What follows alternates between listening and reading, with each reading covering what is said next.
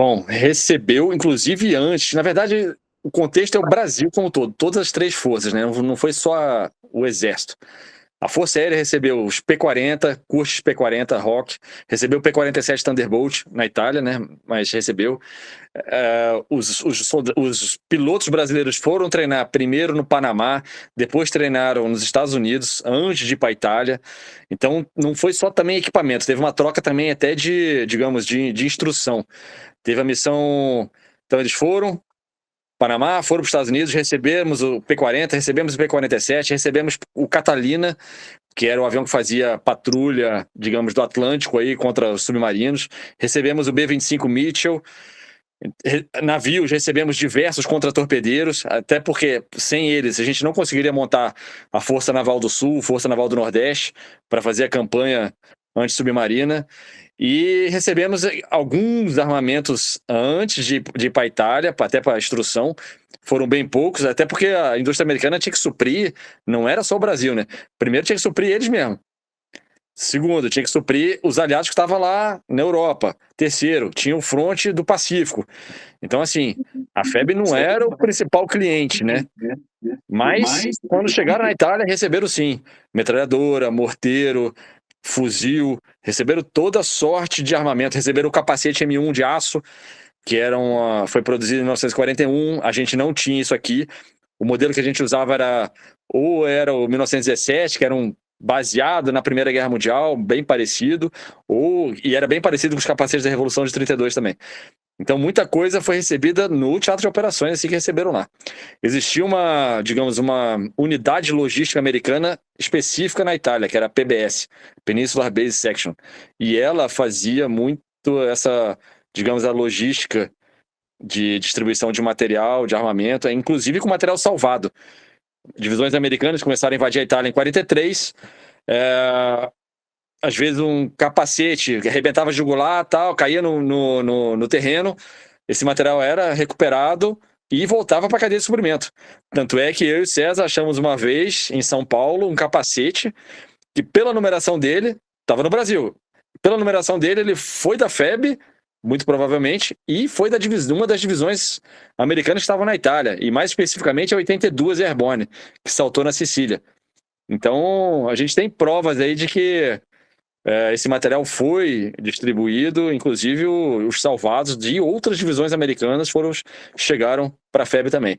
Capacetes repintados que tinham alguma pintura de divisão americana embaixo da pintura de capacete da FEB. Então receberam muito material sim, até porque se não tivesse recebido a gente não conseguiria entrar em combate, porque a gente não foi com armamento nenhum.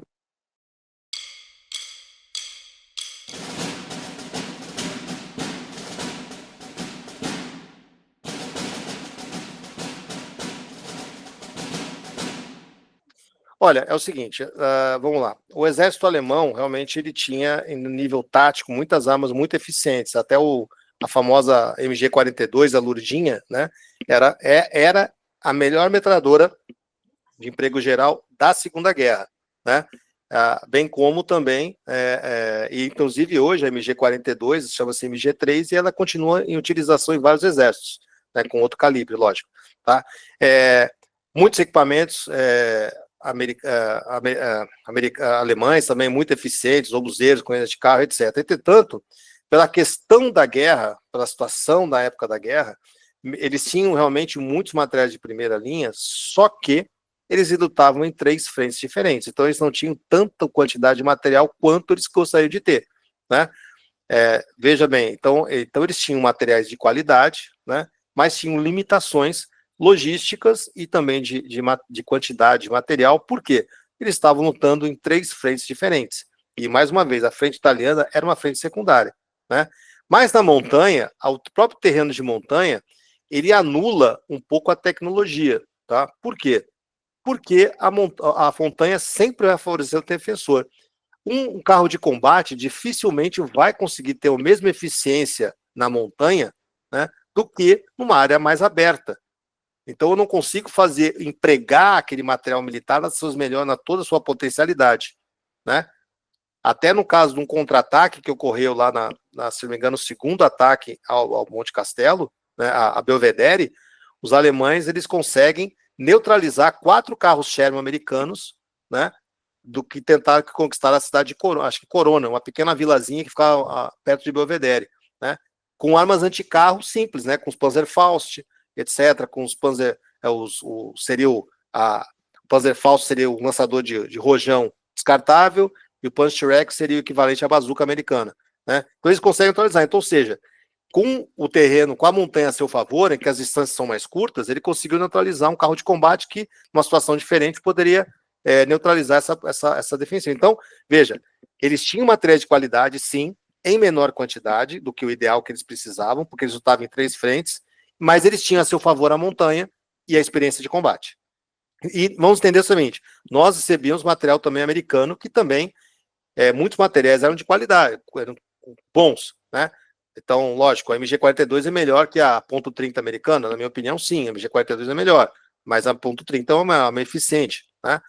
A .50, que ainda é utilizada em vários exércitos, os obuseiros, então, assim, a artilharia americana é muito boa, então, era uma compensação, não era um exército fraco contra um forte, eram 2 exércitos relativamente bem equipados, né?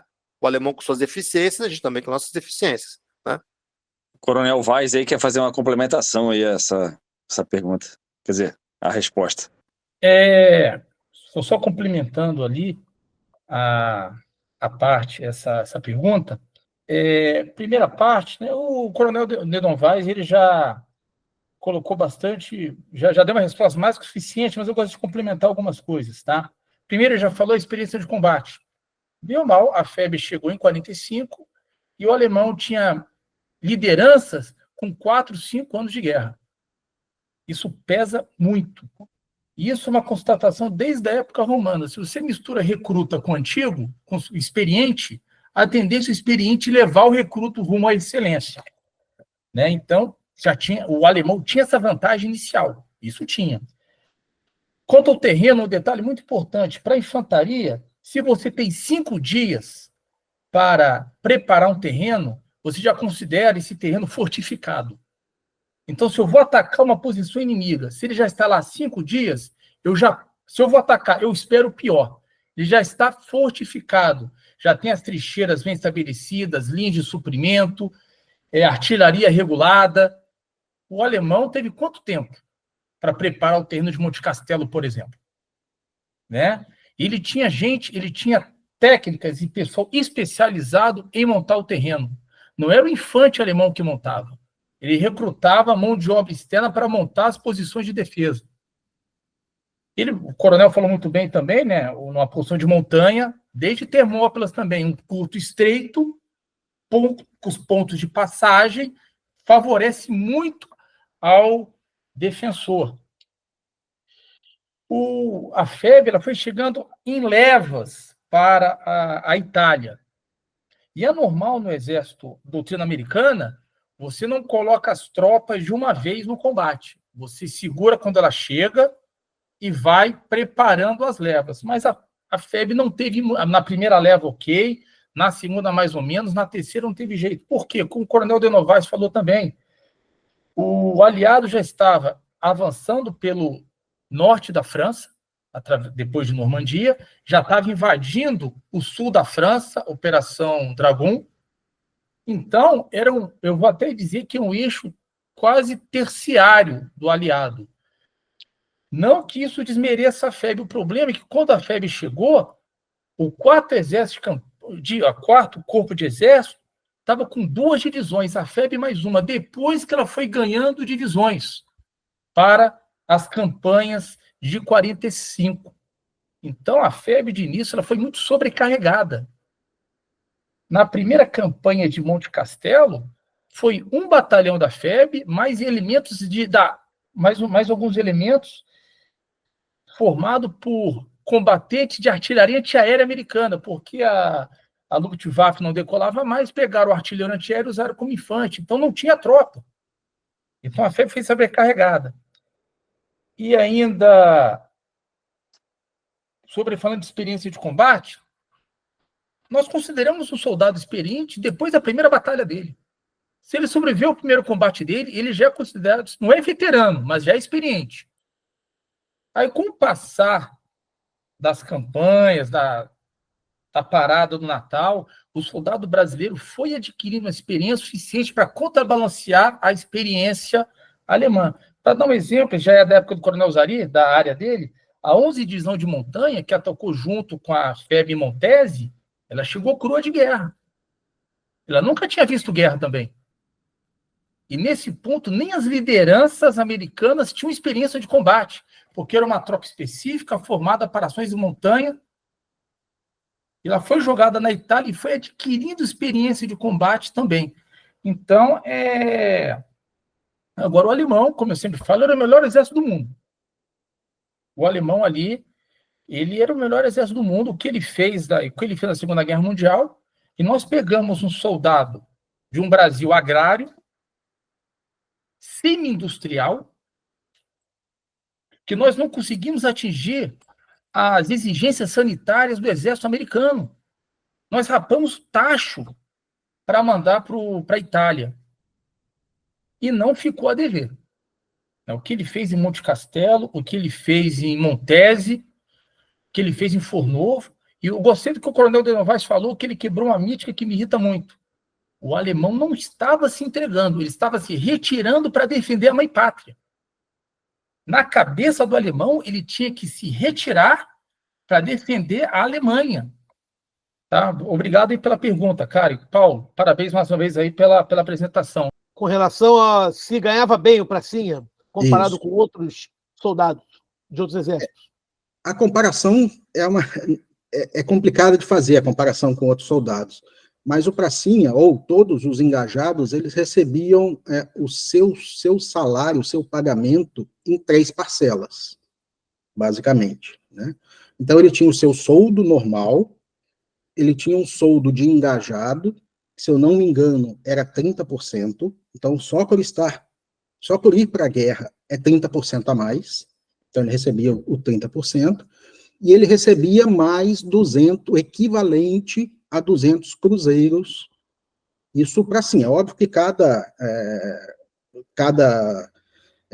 posição, né, recebia um valor diferente, mas a mais simples era 200 cruzeiros, que é o equivalente a mais ou menos $20. Tá? E aí, dessas partes, ele recebia 1/3 desta parte em dinheiro lá na Itália. A outra parte, no outro terço, ia para a conta dele, no Brasil, para quando ele retornasse, e o segundo terço ia para a família. E o terceiro terço é o que ele recebia lá. Então, o Pracinha recebia o equivalente de 200 cruzeiros, que dava aí pela faixa de $20. É um valor realmente pequeno, mas ele gastava muito pouco. Né? Então, ele tinha muito pouco a gastar. Era só realmente nos momentos de folga que ele tinha a oportunidade de gastar. Né? Então, você vê que, por aqueles números, que muito desse dinheiro retornava sob a forma de depósito ou transferência, até porque tinha pouca possibilidade de utilizar esse dinheiro. E também tinha a possibilidade, alguns pracinhas passavam a ganhar dinheiro, né, dentro do teatro de operações. Então, eles recebiam chocolate, eles recebiam cigarro, e os que não fumavam, algumas vezes vendiam esse cigarro para outros, e aí juntavam um dinheirinho. O chocolate era um valor absurdo, assim, ó. Então, quem não comia chocolate, optava por não comer o chocolate, podia vender esse chocolate para um outro, né, e aí recebia dinheiro. A gente tem relatos de pracinhas que compraram máquina fotográfica e faziam fotos de outros pracinhas e ganhavam dinheiro com isso, tanto que chegou a um ponto de que o alto comando brasileiro limitou a quantidade de dinheiro que poderia ser transferida para o Brasil. Então, ao final, né, do trabalho, ao final da guerra, em que foi feito a avaliação do saldo em conta de cada um desses pracinhas, foi passada uma determinação pelo Mascarenhas de Moraes que só poderia ser transferido para o Brasil o equivalente ao que ele recebeu no período que ele estava na Itália, mais um mês. Então, tinha pracinhas que tinham muito mais dinheiro, que de alguma forma ele ia negociando os itens que ele, né, não consumia, ia negociando com outros e tal, vendia aqui, vendia ali. Então, realmente, existia, entre aspas, um comércio, né, ali dentro das tropas, né? Mas o salário, efetivamente, do pracinha era realmente muito baixo, né? O que ele recebia na Itália era muito baixo. É óbvio que, subindo na hierarquia, os valores eram diferentes, mas era um valor muito baixo.